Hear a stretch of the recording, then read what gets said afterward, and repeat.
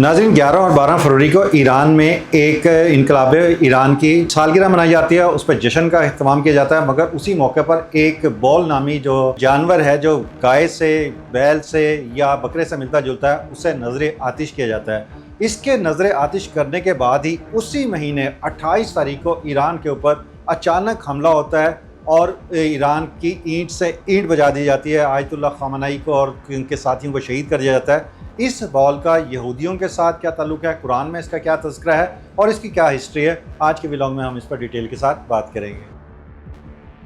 अस्सलाम वालेकुम नाज़रीन, आप देख रहे हैं डेली सोशल पाकिस्तान और मैं हूं मशकूर ज़ादी। नाज़रीन, आज से कई हज़ार साल पहले, तकरीबन 3000 साल पहले, जब हज़रत इलियास पैगंबर थे, अल्लाह ताला ने आपको मबूस किया था, तो उस मौके पर एक बादशाह था और एक उसकी मलका थी। ये लोग तौहीद से हटकर शिर्क की तरफ राग़िब हो गए और इन्होंने एक बहुत बड़ा मुजस्मा खड़ा कर दिया जो सोने, चांदी और कीमती पत्थरों से लदा हुआ था। उसके बारे में उन्होंने लोगों से कहा कि यही हमारा राज़िक है, यही हमारा खालिक है, यही हमें अनाज देता है, गल्ला देता है, खुशहाली देता है, और हमारे मुल्क में जितनी खुशहाली है, जो कुछ भी है, जो बरकतें हैं, जो सोना, चांदी, जवाहरात हैं, वो इसी की वजह से हैं। तुम इसकी पूजा करो, इसी पे चढ़ावे चढ़ाओ, इसी की वजह से तुम खुशहाल रहोगे। और फिर लोग आहिस्ता आहिस्ता उनकी बातों में आए और अल्लाह ताला से दूर होते चले गए। नबी अलैहिस्सलाम हज़रत इलियास अलैहिस्सलाम की बातों को छोड़ना शुरू किया और उसके नतीजे में उन्होंने इसकी पूजा शुरू कर दी, जिसे बॉल का नाम दिया गया। अब ये एक बहुत बड़ा मुजस्मा था जो महल के बाहर लगा दिया गया था,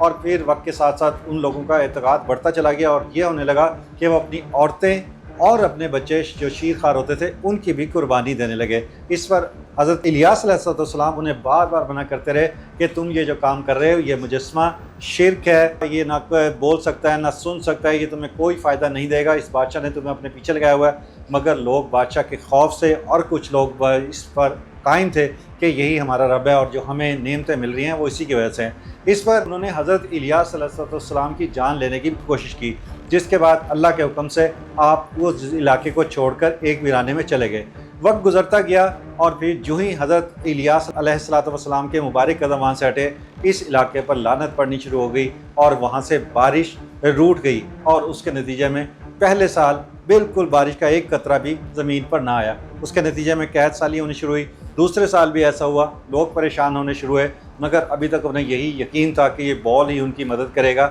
यही बारिश बरसाएगा, यही फसलें उगाएगा। मगर जब तीसरा साल हो गया और वो ज़मीन जिस पर पानी की एक बूंद नहीं पड़ी थी वो बिल्कुल पत्थर बन गई, बंजर हो गई,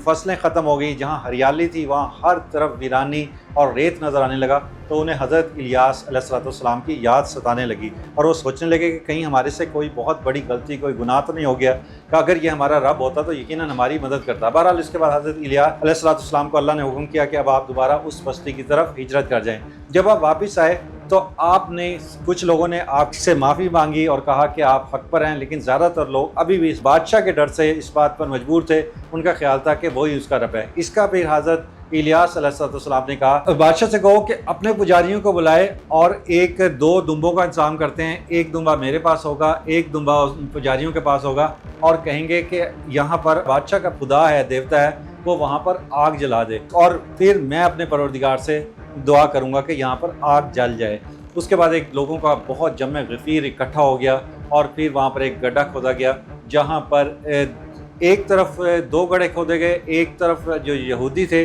जो काफिर थे, उन्होंने अपने पुजारियों को इकट्ठा किया। अब वो सारा दिन चीखते चिल्लाते रहे, बॉल को मदद के लिए पुकारते रहे, और उसका नतीजा ये हुआ कि जब गर्मी पड़नी शुरू हुई, सूरज ऊपर आया, तो दोपहर के वक्त उनका ना आग ना आई, और अलबत्ता उसका जो गोश्त था जानवर का वो बुरी तरह सड़ने लगा और वहाँ पर बदबू आने लगी। इसके बाद फिर हज़रत इलियास अलैहिस्सलाम ने आसमान की तरफ अल्लाह ताला से दुआ की, क्या मेरे रहीम व करीम रब, इस जो लकड़ियाँ हैं इनको आग से जला दे। जो ही आपने दुआ की, अल्लाह ताला ने आपकी दुआ कबूल की और वहाँ एक आग जो है बहुत बड़े पैमाने पर आग का अलाव पूरा जलने लगा, और इतनी आग हुई कि वहाँ पर आग बुझाना लोगों के लिए मुश्किल हो गया। हज़रत इलियास अलैहिस्सलाम ने अल्लाह से दुआ की कि ऐ रब करीम, अब इस आग को बुझाने के लिए अपनी रहमत नाज़िल फरमा, अपनी रहमत की बारिश फरमा। आपके जो ही हाथ बुलंद हुए, उसके साथ ही आसमान से बहुत बड़ी तादाद में بہت بڑی بارش جو ہے وہ شروع ہو گئی، اور اتنی تیز بارش ہوئی کہ ہر طرف جل تھل ہو گیا،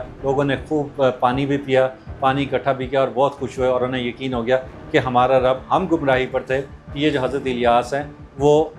حق پر تھے، اور دوبارہ اس طرح وہ اسلام کی طرف راغب ہونا شروع ہوئے۔ تو یہ وہ ہسٹری تھی، مگر اس کے بعد آج تک یہ سلسلہ جاری ہے۔ شیطان وسوسے ڈالتا ہے، یہ بال ایکچولی شیطان کا ہی ایک بنایا ہوا ایک خیالی کردار ہے جو شرک کے ذریعے انسان کے دلوں میں ڈالتا ہے، اور آج بھی جو غیر مسلم ہیں، جو کافر ہیں، وہ اس کی پوجا کرتے ہیں۔ اور یہی وجہ تھی جب ایران انقلاب کی سالگرہ منائی گئی، تو کیونکہ آج کل ٹیکنالوجی کی وجہ سے لوگ تیزی کے ساتھ ایک مرتبہ پھر شرک کی طرف راغب ہو رہے تھے، وہ لوگ جو کئی صدیوں سے، کئی سالوں سے محنت کر رہے تھے کہ اسلام سے لوگوں کو ہٹا کر کفر اور شرک کی طرف لایا جائے، تو جو ہی ایران میں اس مجسمے کو جلایا گیا تو انہیں یقین ہو گیا کہ یہ مجسمہ نہیں جلایا بلکہ ہماری اتنے سالوں کی محنت کو ایران نے آگ لگا دیا، اور یہی وہ بدلہ تھا، یہی وہ اسد کی آگ تھی جس کی وجہ سے انہوں نے ایران پر حملہ کیا۔ مگر انشاءاللہ اللہ تعالیٰ نے جس طرح حضرت الیاس علیہ السلام کی دعا قبول کی تھی، حضرت الیاس علیہ السلام کی دعا کے صدقے اللہ تعالیٰ ایران کو کامیابی دے گا اور مسلمانوں کا بول بالا ہوگا۔